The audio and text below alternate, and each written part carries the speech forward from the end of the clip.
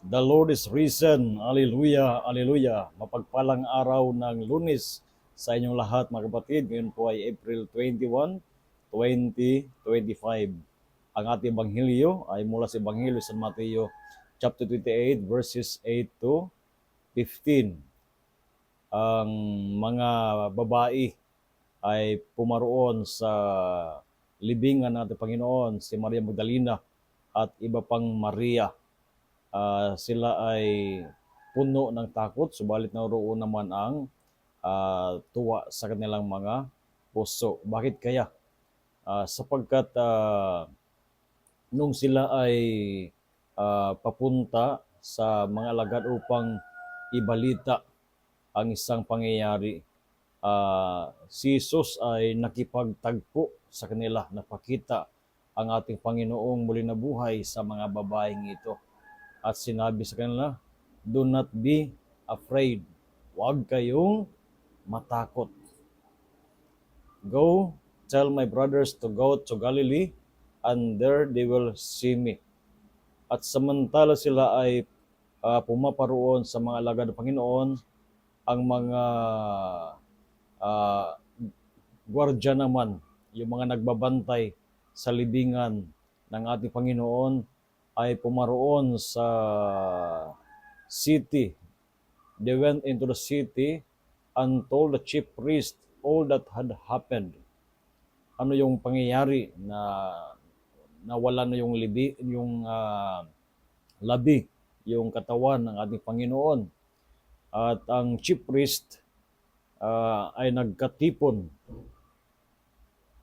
kasama ang mga elders and took counsel.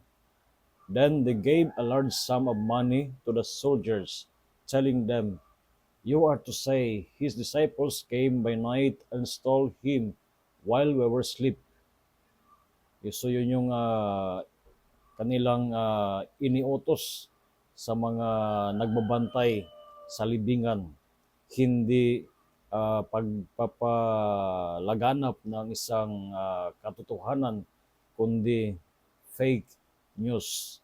Ibig sabihin mga kapatid na noon pa man naroroon na ang pagpapalaganap ng fake news sa komunidad, sa kapanahunan ni Kristo. Subalit kahit pa man ano ang gawin nila, natakpan ang katotohanan, ang liwanag na gusto sumibol, wala silang magagawa. The truth continues to spread.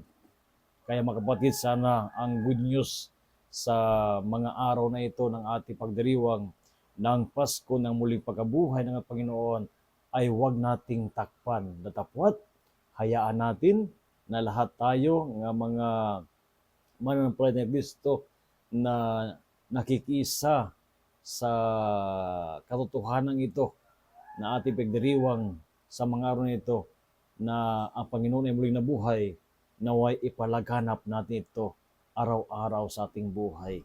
Kasama na roon ang social media. So again, a blessed day sa inyong lahat, at naway ang Panginoon muling nabuhay ay patuloy na maging lakas ninyo at gagabay sa inyong pangaraw-araw na buhay. And of course, rest assured that my prayers for each one of you, and I invite you to share, i-spread natin ang katotohanan, hindi ang fake news, sa pamamagitan ng inyong pagbabahagi ng ating mga salmod salita videos sa inyong mga kaibigan sa social media.